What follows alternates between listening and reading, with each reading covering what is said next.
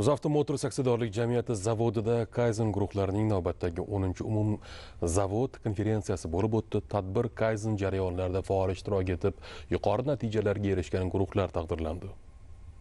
UzAuto Motors aksiyadorlik jamiyati korxonasida ishlab chiqarish samaradorligini oshirish, operatsion xarajatlarni kamaytirish, sifat muammolarini oldini olish va boshqa turdagi takomillashtirish ishlari bo'yicha 10-umumzavod Kaizen konferensiyasi o'tkazildi. Konferensiyada zavod xodimlari, rahbariyat vakillari ishlab chiqarish jarayonini takomillashtirishga hissa qo'shgan muhandislar bilan bir qatorda oliy ta'lim muassasalari vakillari hamda UzAuto Sanoat aksiyadorlik jamiyati tarkibiga kiruvchi tizim korxonalarining delegatsiyalari ishtirok etdi. Konferensiya davomida Kaizen guruhlari tomonidan ishlab chiqilgan va joriy etilgan takomillashtirish ishlari, ishlab chiqarish samaradorligini oshirishga qaratilgan taklif hamda g'oyalar yuqori baholandi. Bu 10 ta Kaizen takliflardan 5 tasi iqtisodiy samaradorlik, ya'ni korxonaga 5 milliarddan ortiq iqtisodiy samaradorlik olib kelgan. Korxonada mahsulot xavfsizligini ta'minlash, mahsulot sifatini ta'minlash, korxonada ishchi xodimlar uchun shart-sharoitni yaratish, xatodan himoya qilish vositalarini tatbiq qilishlar bo'yicha ma'lumotlar ko'rsatildi. Ushbu loyihalar korxonamizga bo'lgan e'tiborni yana ham yuqori darajaga olib chiqish va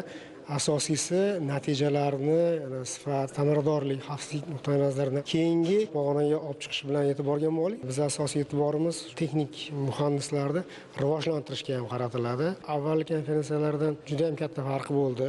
Yangi zamonaviy tizimlarni qo'llashda, xususan axborot texnologiyalari, xatolardan himoyalanishda avtomatlashtirilgan tizimlari va eng muhimi bizni muhandislarimizni shaxsiy tashabbuslar bilan sezilarli farq qildi. Ushbu jarayonda jami 10 ta Kaizen guruhi ishtirok etib, o'z loyihalarini taqdim qildi. Tadbir barcha ishtirokchilar uchun o'zaro tajriba almashish, innovatsion g'oyalar bilan tanishish hamda kelgusi hamkorlik yo'nalishlarini belgilashda muhim platforma bo'lib xizmat qildi. Kelgusi guruhimiz bilan oldimizdagi qo'yilgan rejalarimizni yanada yuqori natijalar bilan amalga oshirishga, zavodimizni kelajakdagi rivoj uchun harakat qilishga turtki bo'ladi.